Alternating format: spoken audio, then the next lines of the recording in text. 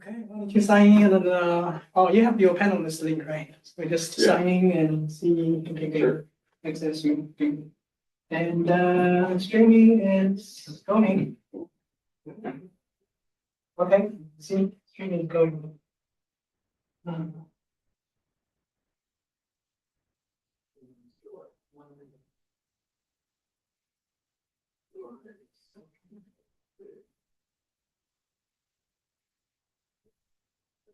So when I present, will I be presenting through Zoom or through? Yeah, through Zoom, Okay. you sign in as you, so with that panelist link.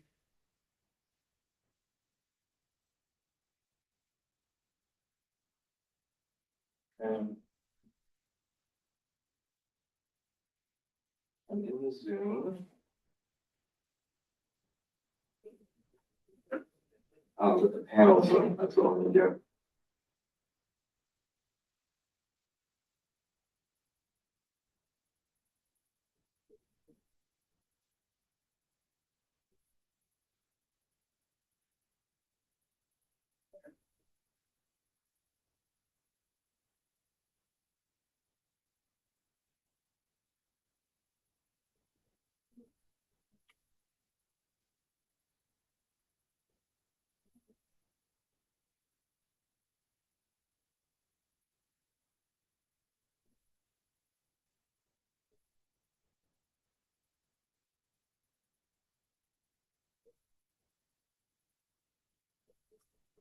I don't think I have the panelist link for today. Oh, you I just don't? have the attendee invite. Okay, why don't you join attendee? Okay, yeah, I'm joining the attendee. Okay, let me see. Okay, that's.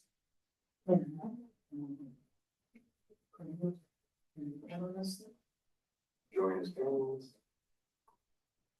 Rejoin, okay. There we go.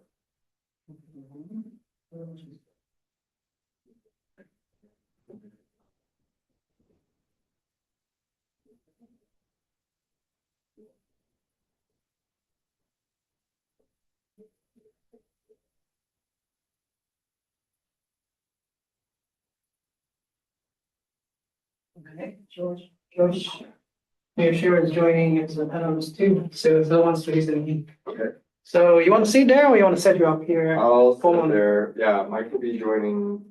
From his any office? second now. Okay. No, he'll Oh, walk come in. down, okay. And then we're gonna do a. And anybody else is gonna be watching? I don't think so today. Okay, well, we'll just do the whole, Yeah, make sure it all works. and the streaming is going, I believe. Okay. And then, yeah, I just do the thing and I guess we'll have no audience asking questions then. Yeah, easy this day. But yeah, I guess I'll, on the day, I'll either sit here or in my office. I mean, whoever raised the hand in the Q&A session, I'll just label them. Then, Mike can see on the screen. Okay. Yeah, you can start your screen share going. Yeah.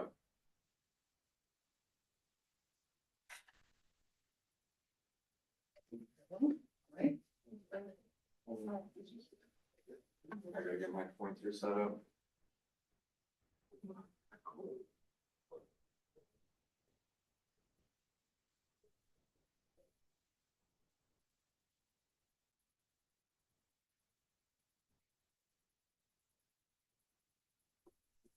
Okay, I'll sit in the audience. Okay.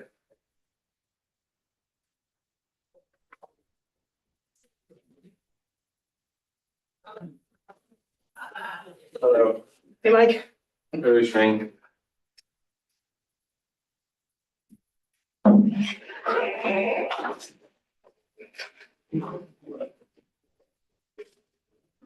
So in 8 days. 8 days, yeah. Make it break. I don't think the break is very likely, but.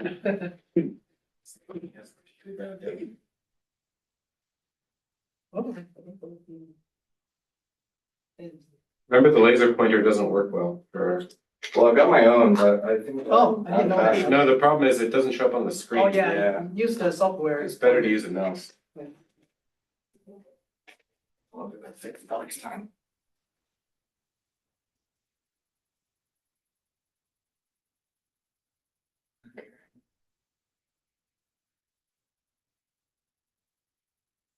what's going on the YouTube streamings, you can see that.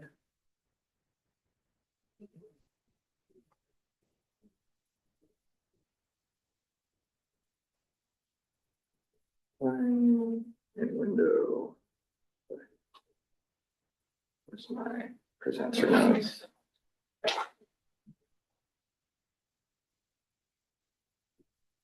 There.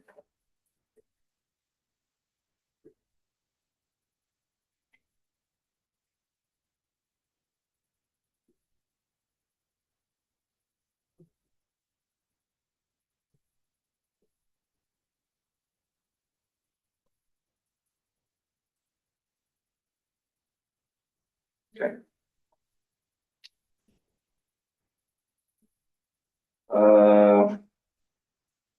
So Mike, would you rather run straight through all of it or kind of take it section by section?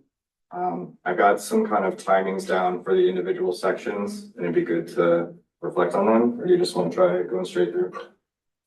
Well, if you can manage starting and stopping the clock, Okay, because why don't you just go straight through? Okay. Then it's the most realistic yeah. thing. I'll just take notes. As long as you have slide numbers, it shouldn't be too bad. Yeah, so any slides that are kind of like this a big technical plot on the right and like a title, those are kind of the sections. There's about Okay. 5 of them, so. I'm just gonna move this a bit so I can see the slide numbers.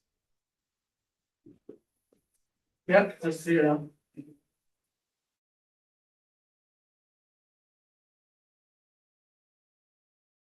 Who else is logged in? George. Oh, okay. Okay, well.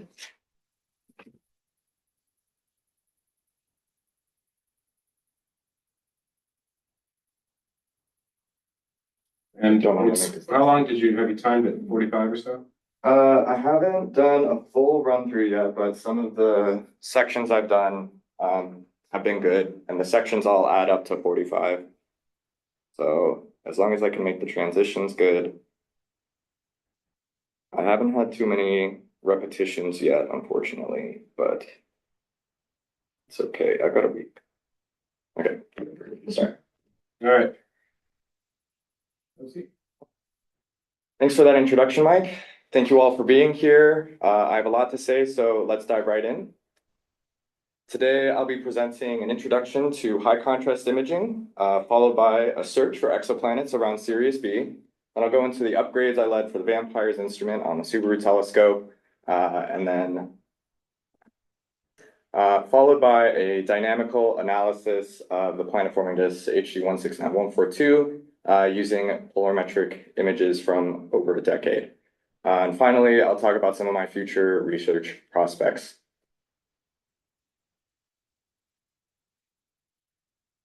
So as we look out to the cosmos and comprehend the billions of stars around us compared to the tiny speck our planet is, we provoke questions like, how did we get here? Are there other planets and solar systems like our own? Are we alone? These are all very profound questions, yet these questions are closer than ever to being answered as the field of exoplanet science has taken off in recent decades. In 1992, the first exoplanet was discovered, and since then, almost 6,000 exoplanets have been confirmed. So not only do exoplanets exist, they're quite ubiquitous. The more we look, the more we find. Uh-oh.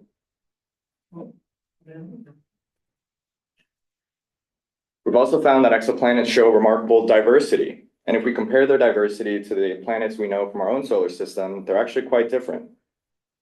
This figure shows the confirmed exoplanets in a physical parameter space with mass and orbital period or distance from the star equivalently. And we can see that the different methods we have their own. This figure also highlights how different detection methods are sensitive to different parameter spaces, complementing each other in terms of discovery space, as well as the characteristics they probe. We can also see here that, So for the rest of this talk, I'll be discussing direct imaging, which are these few points here in the top right.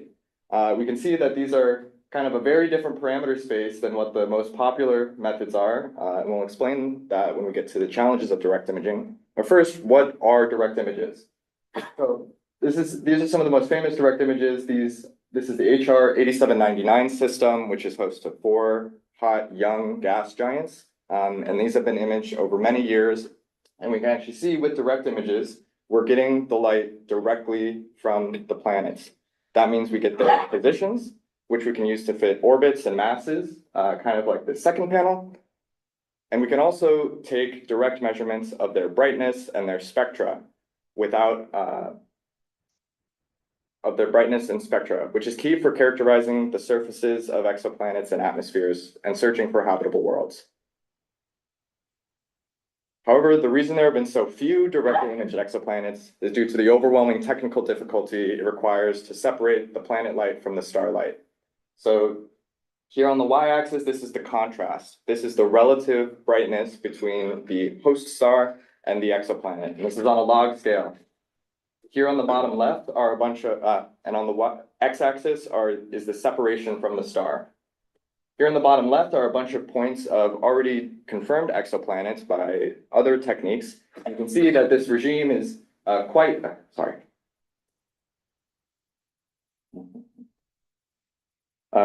with Earth and Jupiter analogs. In the top right here, these are contrast curves, which are the sensitivity limits of some of the most of cutting-edge high contrast instruments, both from the ground and from space. We can see there's quite a large gap between the current generation of technology and what we need to study planets most similar to our own. To really drive home this challenge, here's an example of how difficult it is to take a picture of an Earth around another star. So here in the middle, this is the Makapu'u lighthouse. It's a very bright lighthouse, and it emits about 100,000 candela in intensity. And we can compare that to something really, really small, like a bioluminescent algae, a single cell. The difference in brightness is about the same as the difference in brightness between a sun-like star and an Earth. Now, furthermore, that sun and Earth are going to be so far away that the angle is so small that the equivalent is that if you had a single cell of bioluminescent algae on the lens of the Makapu'u lighthouse, you would have to detect that algae from over 2,000 kilometers away, which is about the distance to the Midway Atoll, or about 3 times higher than the height than the orbit of the Hubble Space Telescope. So high contrast imaging is an observational niche which aims to overcome these challenges through the combination of large telescopes, diffraction control, sensitive detectors, adaptive optics, observational techniques, and extensive post-processing. To begin, let's discuss how images are formed through a telescope so we can understand. Let's discuss how images are formed through a telescope. So stars and planets are far enough away that they're effectively infinitely small points in our field of view. However, due to the wave nature of light, these infinitely small points will never form an infinitely small image in our cameras. They will have a finite angular extent in a characteristic pattern known as the point spread function, or PSF. PSF is determined by the geometry of the input pupil, both the size and the shape, which you can think of as like a picture of the telescope mirror with any secondaries or obscurations blocked out. So here in columns 1 and 3, I have examples of different telescope pupils, and in columns 2 and 4, I have their associated PSFs, all shown on the same color scale and field of view. So first off, this shows that diffraction is the ultimate limitation for high contrast imaging. Even in this top row, that airy disk pattern, the darkest part of that PSF is still 10 to the minus 6, which is a few orders of magnitude brighter than exoplanets that we want to study. Which is still orders of magnitude too bright for detecting Jupiter analogs. Furthermore, this also shows how larger apertures produce smaller PSFs, which have better contrast at the same separations compared to smaller apertures. So when we compare the 8-meter airy disk to the 4-meter airy disk, we can see that at the same separation, you have worse contrast with the smaller aperture. And that's because the PSF is larger in angular extent.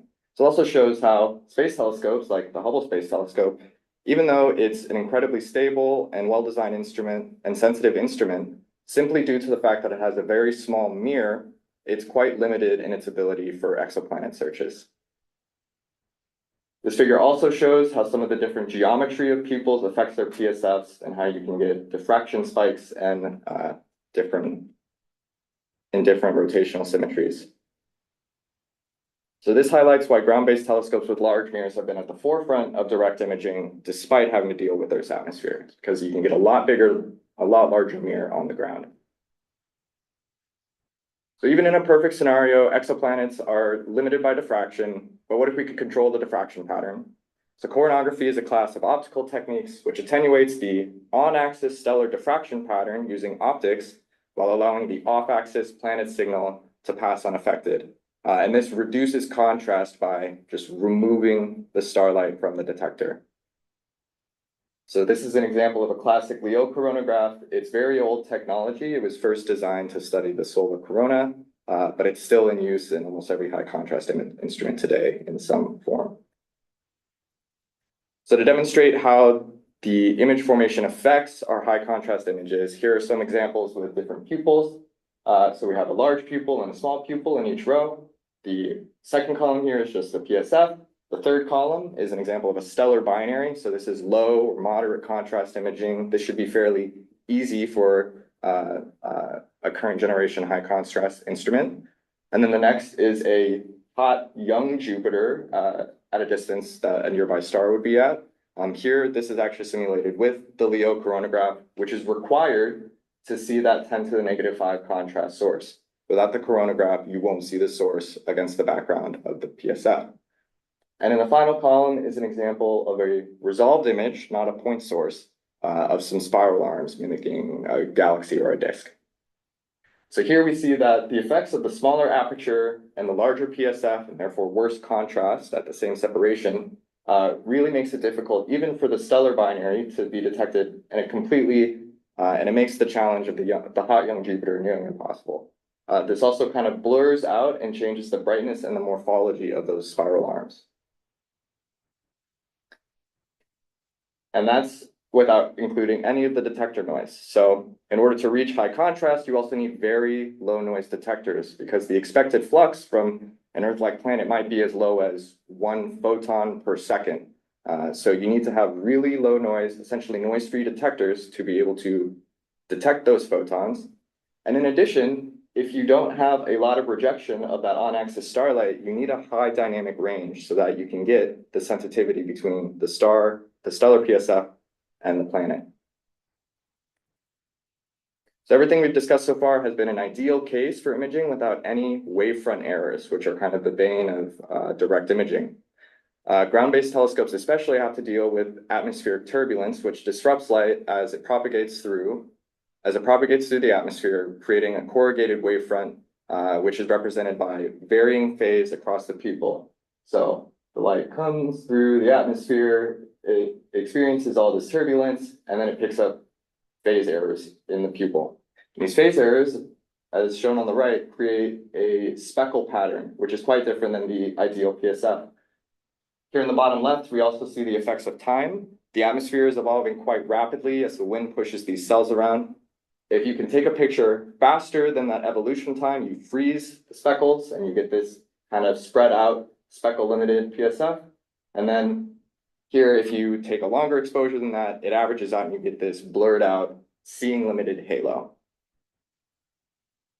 Seeing limited halo. This is highly detrimental. Aberrated wavefronts severely limit the achievable contrast, even with diffraction control. In this example, I show varying levels of wavefront errors, so small aberrations and large aberrations, and how they affect those same scenes. So the stellar binary, in the case of large aberrations, is completely lost due to the wavefront errors. And even with small aberrations, with the coronagraph, looking for that young Jupiter, because all of these little speckles are essentially the same as what that planet would look like, it becomes nearly impossible to distinguish the exoplanet light from the speckles. Adaptive optics addresses wavefront aberrations by measuring and correcting the wavefront errors in a control loop. AO systems typically use a deformable mirror whose surface can be warped to cancel out the phase errors in the corrugated wavefront. Having many control elements increases the total bandwidth that the system can correct, and the loop must run fast enough to effectively freeze and correct that rapidly evolving wavefront. So extreme AO systems have thousands of controllable elements and operate at hundreds to thousands of of times a second. AO systems cannot perfectly correct the wavefront though for a variety of reasons, which leave residual errors that form speckles. These are two simulated ELT images through an extreme AO system. Left is a normal PSF and right is a coronagraphic PSF.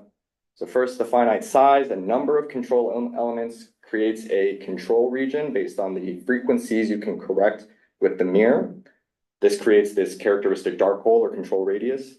Second, the finite time required to integrate photons in the wavefront sensor, calculate the wavefront command, and send that to the DM creates a lag in the correction, which leads to this wind-driven halo.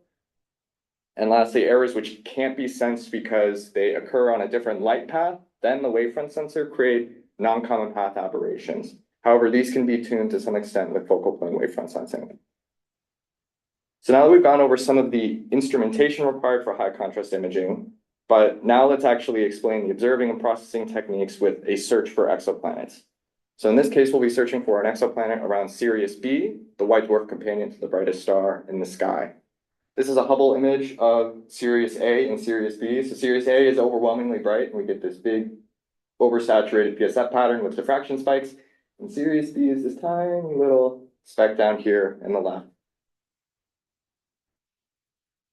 So why do we want to look around why do we want to look around Sirius B for planets? Well, we want to understand what happens to planetary systems as their stars evolve and the systems evolve. Can those planets survive, or what will happen to them? So intermediate mass stars become red giants after the main sequence, where their photospheres rapidly expand to hundreds of times their original radius, which means any planets within that inflated size will be engulfed and destroyed. Massive planets beyond that radius can still be gravitationally pulled into the stars through tidal dampening, which also engulfs them. For our own solar system, for an Earth-like planet, the distance to escape engulfment will be about 2.2 AU, which means the Earth will eventually get eaten by the sun. Don't worry though, it will take a few hundred million years before that. Planets which survive this engulfment now exist in a vastly different circumstellar environment than before, which huge changes in the total stellar irradiation, the temperatures, and the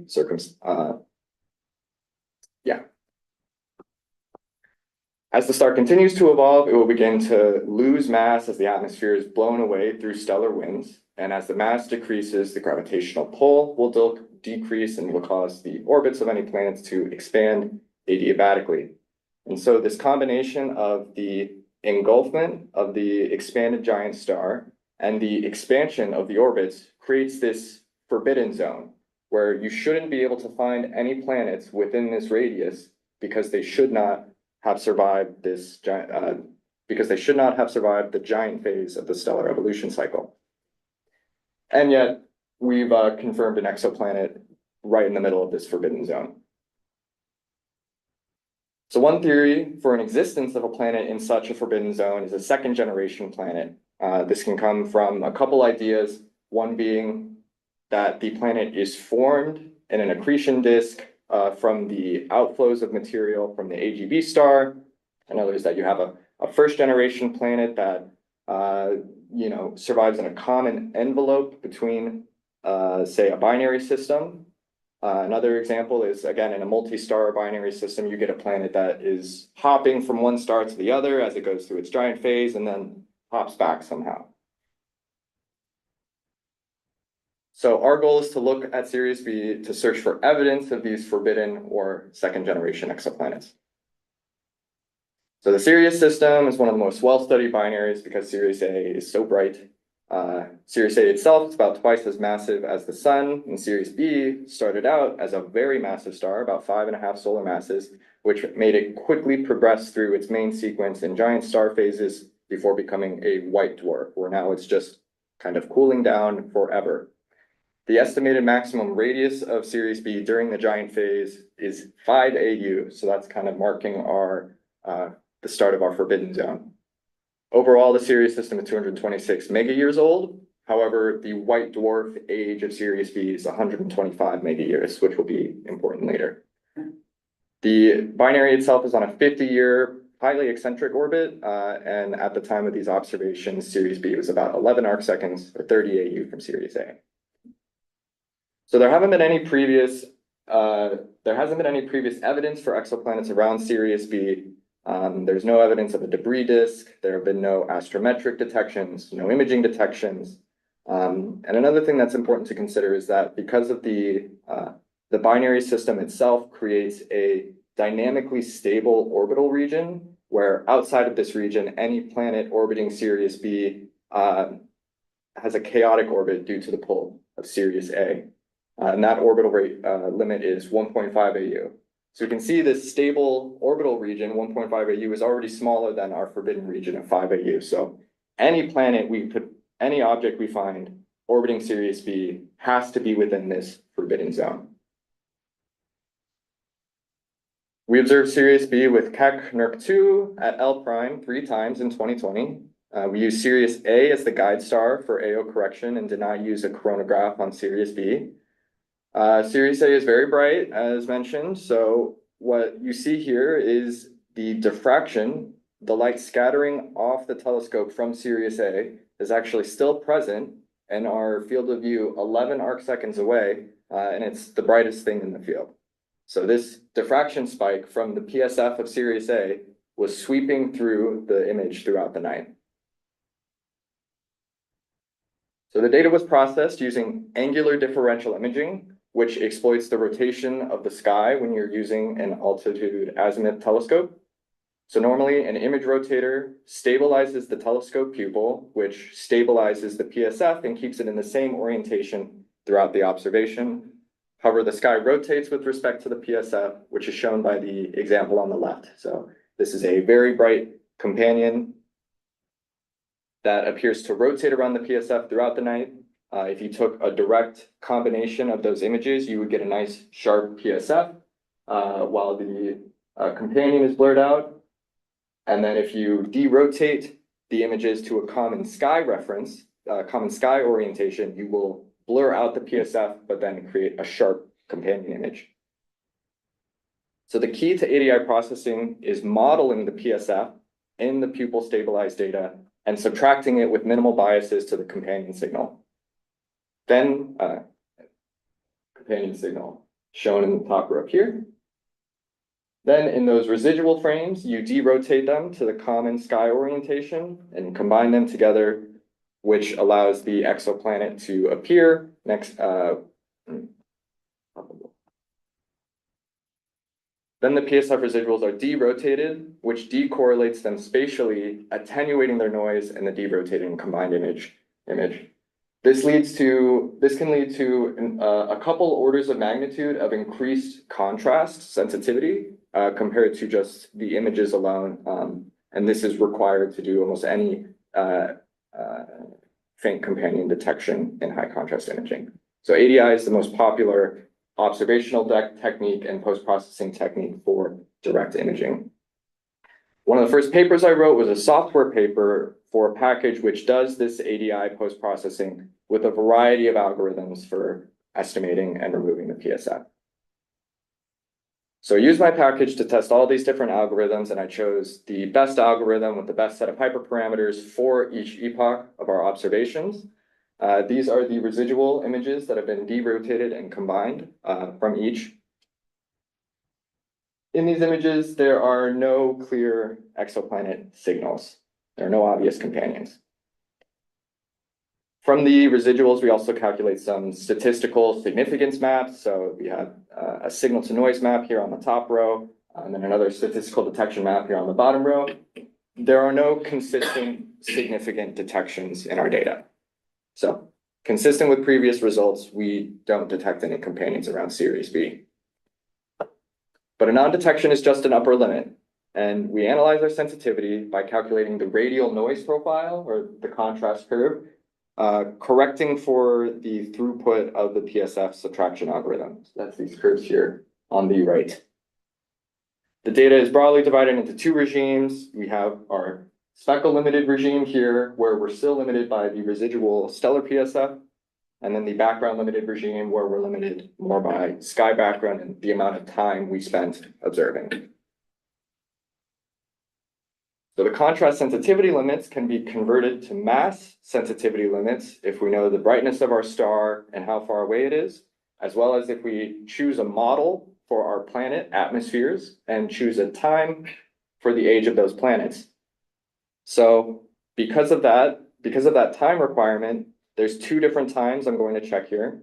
The system age, so this would represent a planet that has survived since Sirius B was on the main sequence. And then also the white dwarf cooling age at 125 megayears, which would represent a planet that was formed after the giant phase. In either case, the overall mass sensitivity limits range from about half a Jupiter mass up to 2 Jupiter mass, depending on the separation within the dynamically stable orbit regime.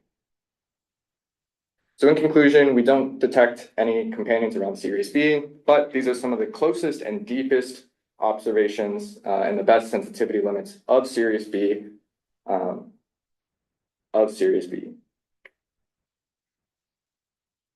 Now let's move on to the instrumentation work I did upgrading vampires at the Subaru telescope.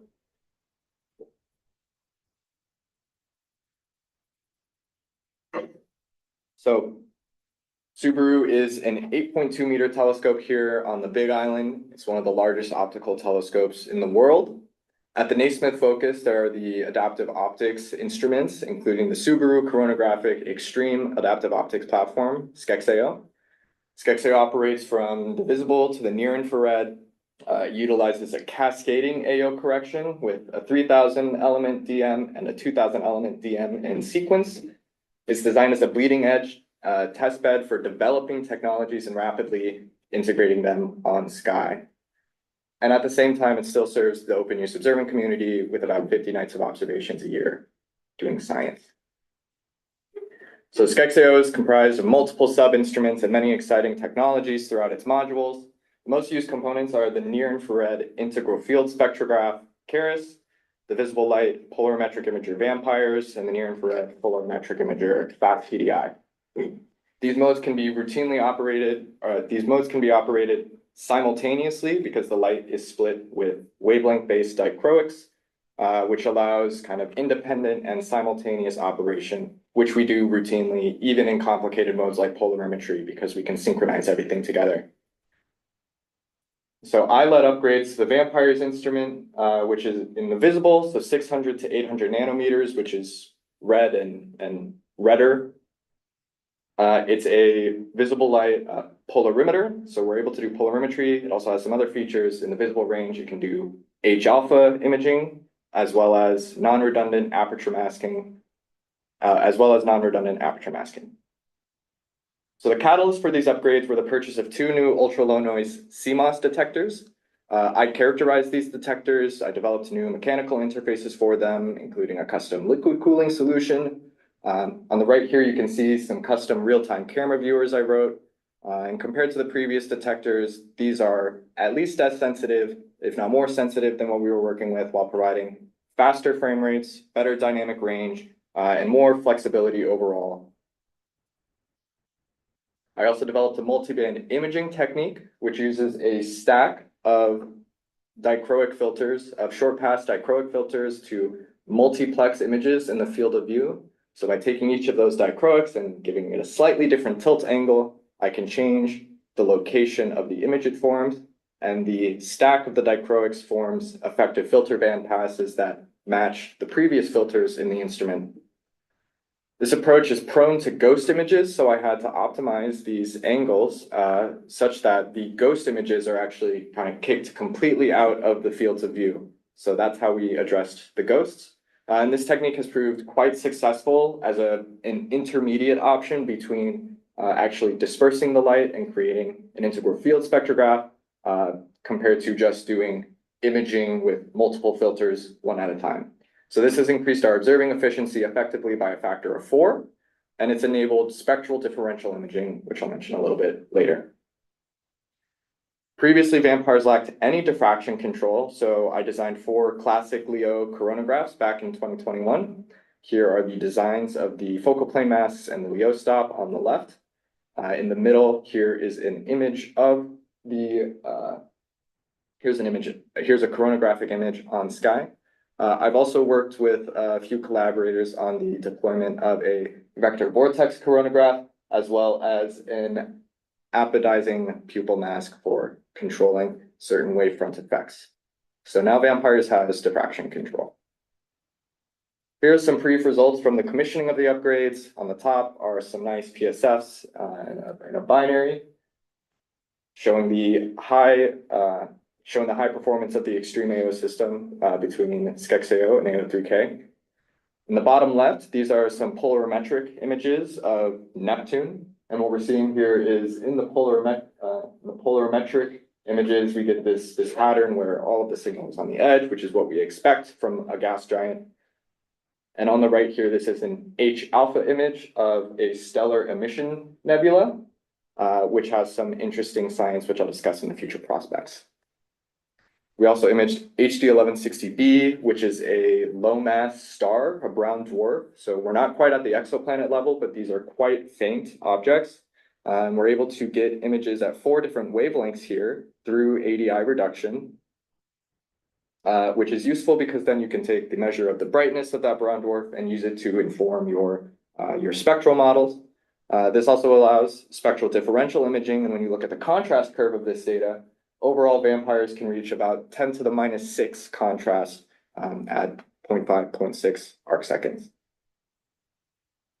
And here's a nice set of polarimetric images from the planet-formed disk HD 169142 and some radio profiles at the different colors. So again, having the multiple bands allows you to do things like color analysis of the polarimetric response, which can constrain things like dust properties and chemistries. I also developed a data processing pipeline for vampires, which helps address some of the instrument-specific problems it has, while also being just generic enough to support pretty much every observing mode and every way that observing mode can be used in vampires. And one of the biggest problems to solve was how do you manage storage when the raw data itself can be terabytes in size? Here's an end-to-end example of processing multiband data. So we start with these 4 images that are all on a single detector frame. That frame is calibrated. Then I cut out those images, analyze them, align them, and stack them together, which you see here in this middle spectral cube. Those frames are all analyzed throughout the observation, spitting out statistics like the Strel ratio, the flux, and all the centroids. And the pipeline also handles PDI. So you can take these 4 different wavelengths, do the polarimetric differential imaging, and see images of disks. So that's what the pipeline can handle. So moving on, we've discovered thousands of exoplanets and diverse planetary systems, but we don't have a clear model yet for how these systems formed or an obvious mapping between kind of the initial conditions of planetary systems and the final and evolved mature systems. And so to understand this better, we need to study planet formation as it's happening. We can't look at the starts and finish it and ends alone. And we do that by observing protoplanetary disks. So as a brief primer, how do stars and planets form? Well, stars form from big molecular clouds that slowly collapse due to their own gravity. And as they collapse, any initial angular momentum in that cloud will create rotation, and you'll get kind of a natural disk and spinning, just like a top. Now, at the very young stages here, the young stellar object is completely obscured by the dust and gas, and we can't really take pictures of it. However, as it grows older, that gas gets absorbed into the disk and eventually dissipates out. You can actually see the star in the system, and this is where we believe planet formation is happening. So this kind of regime, this class 2, class 3 protostellar objects is where we are looking for protoplanetary disks.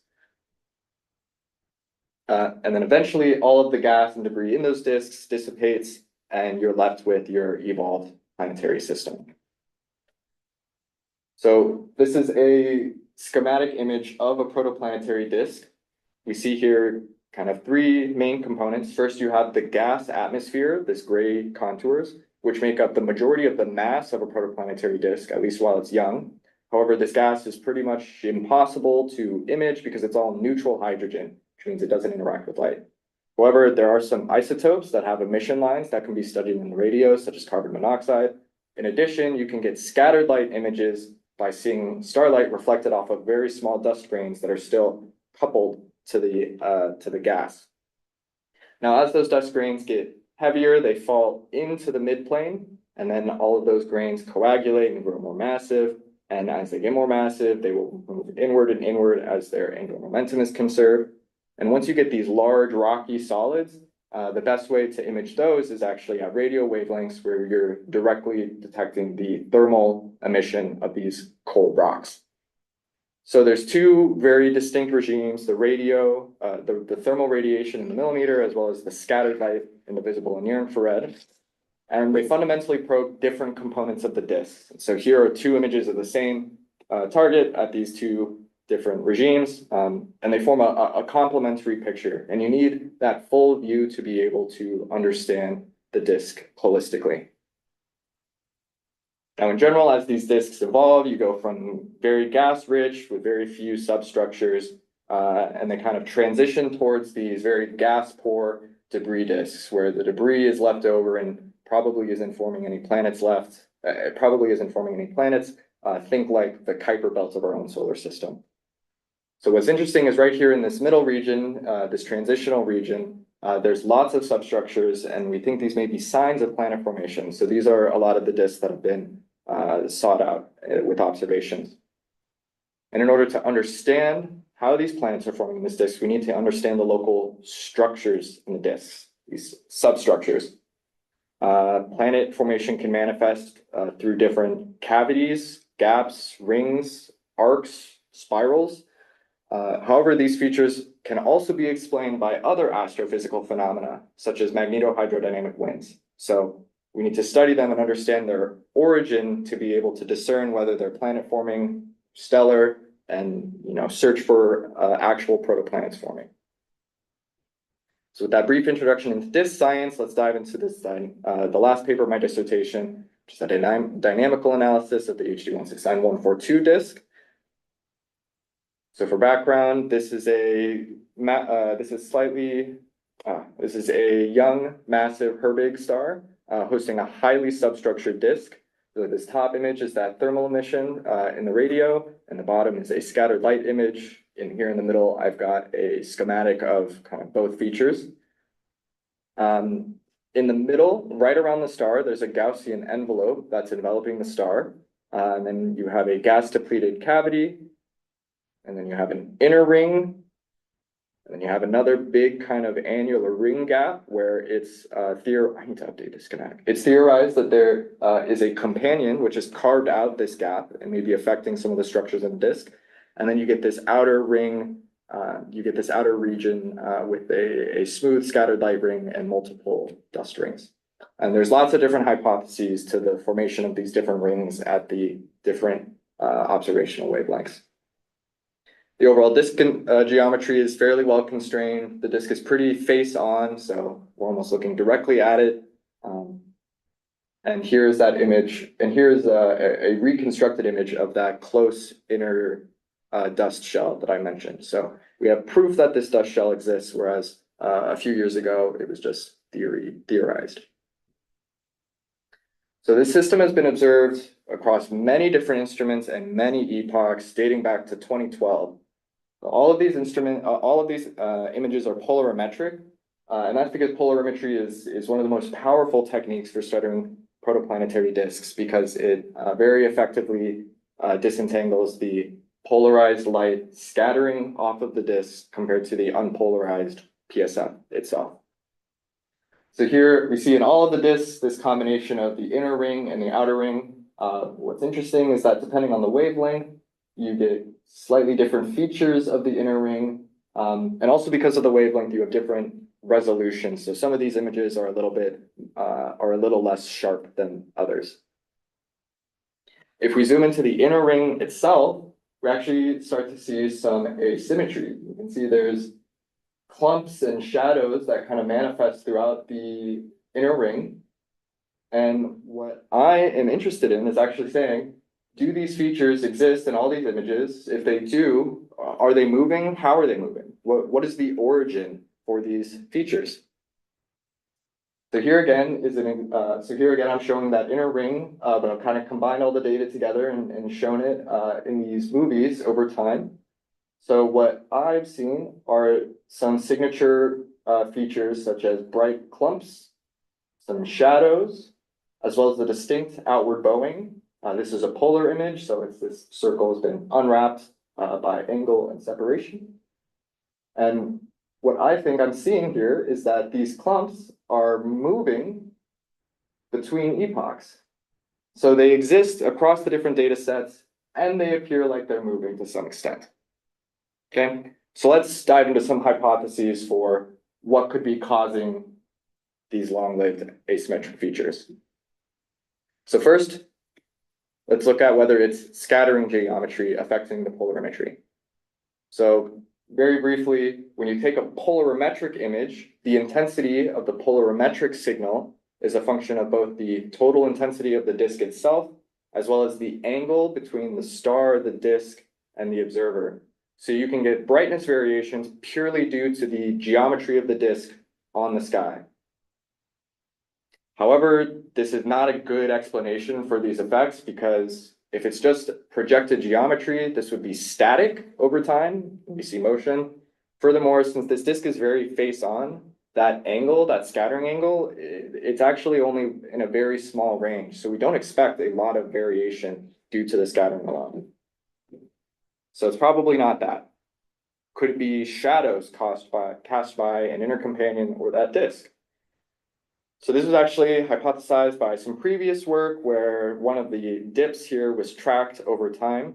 And the idea is that if you have a shadow being cast by something interior to the ring, that object will naturally move faster than the ring itself due to the orbital mechanics. And so if you measure the shadow, you should see it moving faster than the rest of the ring. A previous paper reported that there was a super Keplerian shadow, but we will reanalyze and take a look at all of our data together and analyze the motion to see if we can recreate this scenario. So here are all of the polar pods from the inner ring for each epoch, and I've added some lines here along the disk major axis.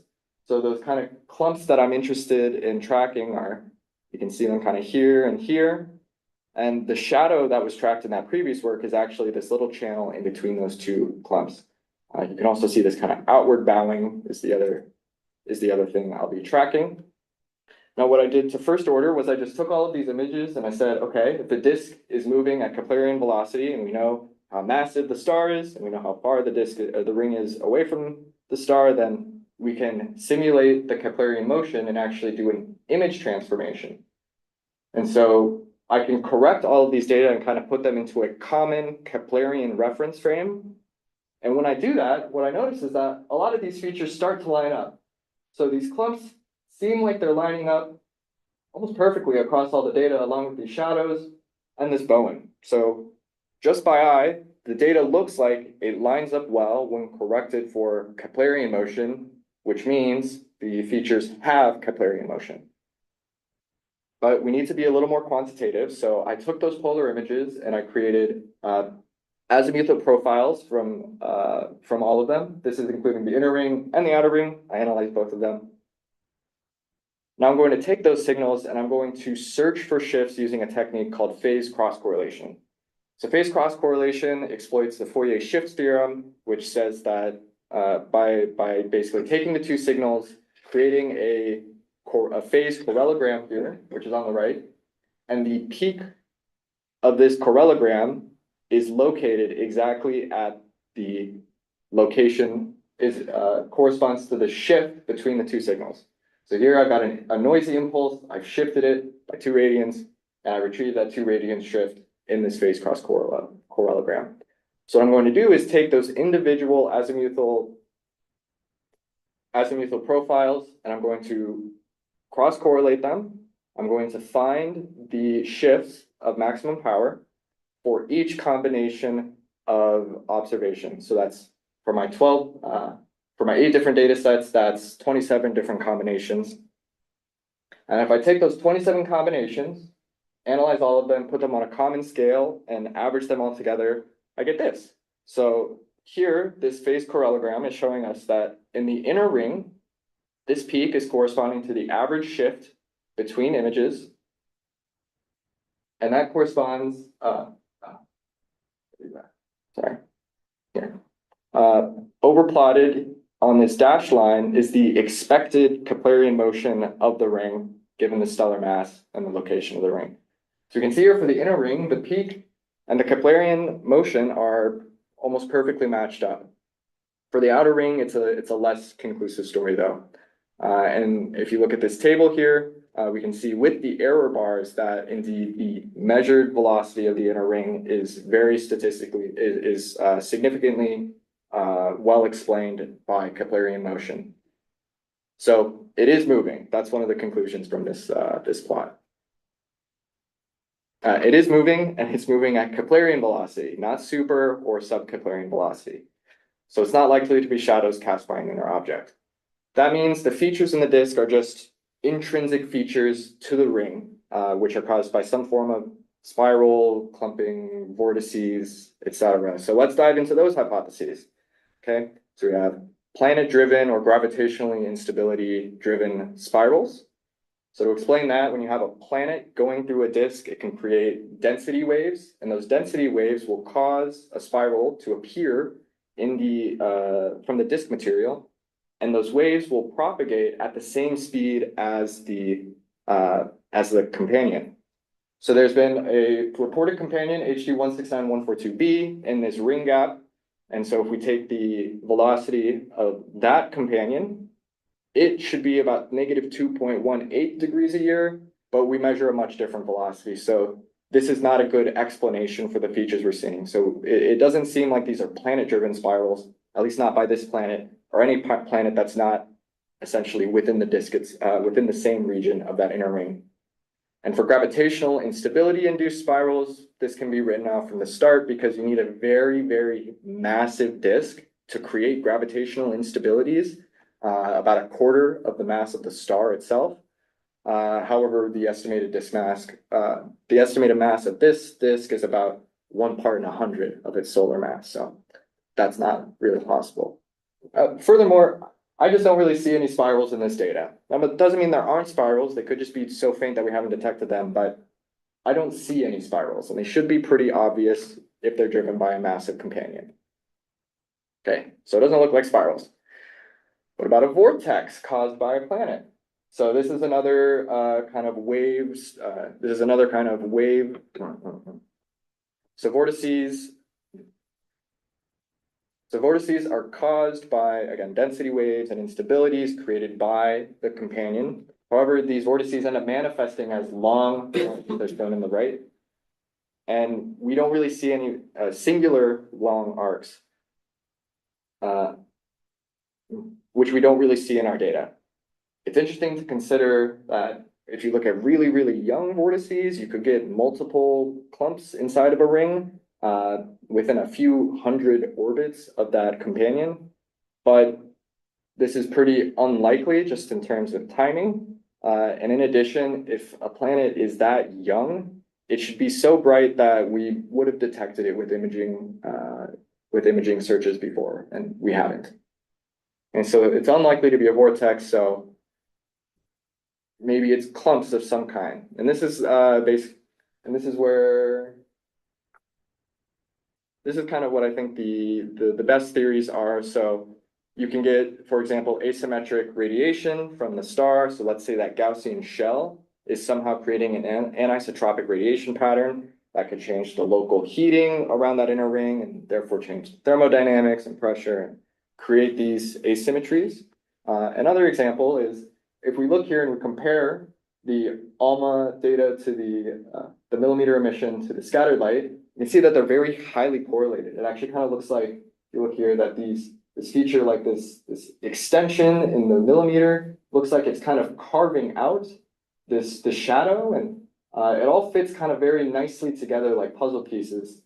And this also happens to be the location of the transition between water, ice, and liquid water and water vapor in the disk. So perhaps there's some complicated dynamics happening there, some complicated chemistry that's creating some kind of leaky snow trap. And essentially you're changing the chemistry and the composition along the ring, creating these asymmetries. So In conclusion, I combined polarimetric images from different high contrast instruments over a 12-year baseline for a dynamical analysis of this disk. I analyzed the non-axisymmetric features and determined that they move with Keplerian velocity. I consider different hypotheses for these features and ultimately rule out that they are unlikely to be caused by spiral arms, scattering effects, shadows, or vortices. And I showed strong correlations between the millimeter emission and the scattered light, which are coincident with the H2O snow transition surface. Okay, future prospects. So I will be continuing first and foremost with my instrumentation work, both on vampires and MAG-AOX at the University of Arizona. I'm interested in kind of creating optimal polarimeters, optimizing the instrument response for vampires. And for MAG-AOX, I'll actually be developing the polarimetric mode for them. So designing it from the ground up, characterizing it, and turning it into a sky-ready observation mode.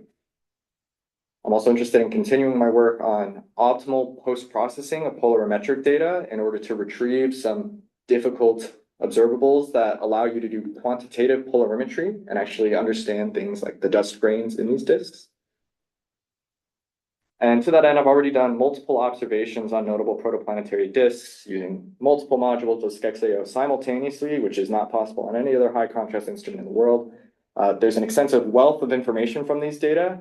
And even visually, you can kind of see how the disk changes and how the features are different in brightness.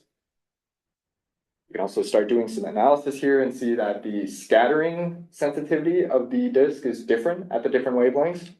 There's science here somewhere, I just have to do it. And here's kind of this money shot of the total intensity and the polarized intensity of this disk doing some kind of optimal combined processing. And what's really exciting about this, I think this is probably the highest angular resolution image taken of this disk to date. And what's really exciting is that this is potentially a protoplanet that we're watching form.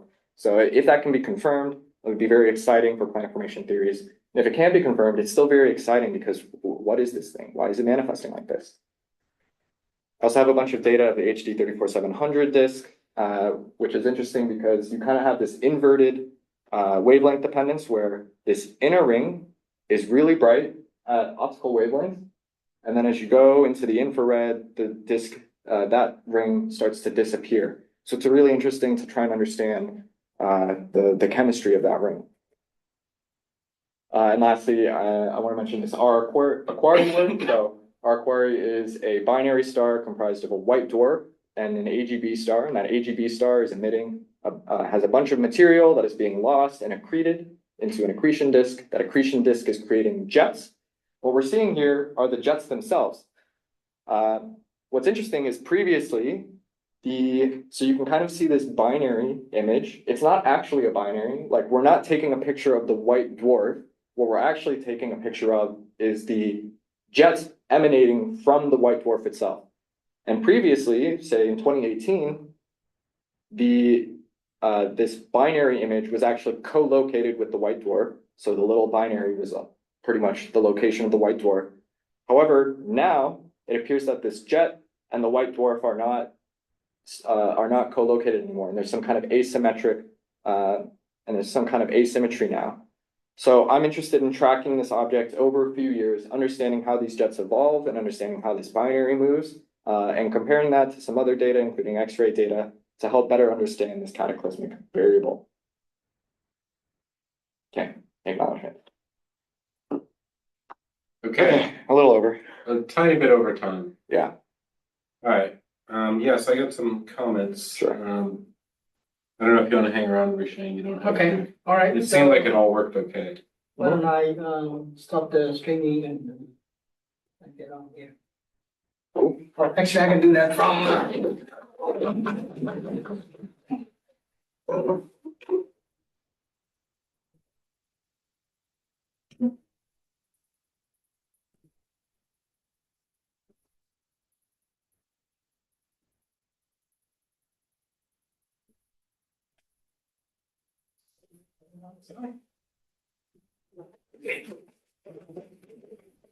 Thanks for hanging around. Yeah, thanks. Yeah, next time you probably should use a wired connection rather than Wi-Fi. Okay. That gap. I see. Yeah, I'll do that. I didn't even think about it.